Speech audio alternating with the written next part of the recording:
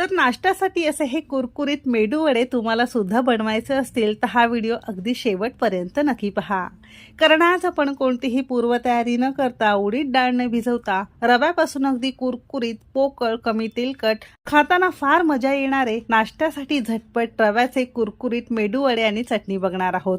Recipe नेहमीप्रमाणे भरपूर टिप्ससह तुमच्यासोबत मी शेअर केलेली आहे, म्हणून ती अगदी शेवटपर्यंत नक्की पहा. चला तर मग वेळ न घालवता रेसिपीला सुरुवात करूया. रव्याचे कुरकुरीत झटपट मेदू वडे बनवण्यासाठी सगळ्यात पहिल्यांदा गॅसवर आपण एक पॅन गरम करत ठेवलेला आहे. तुम्ही कढईमध्ये सुद्धा करू शकता. दुसरी गोष्ट म्हणजे घेतलेली सगळी जिन्नस एखाद्या कपाने किंवा घरातल्या वाटी पेल्याने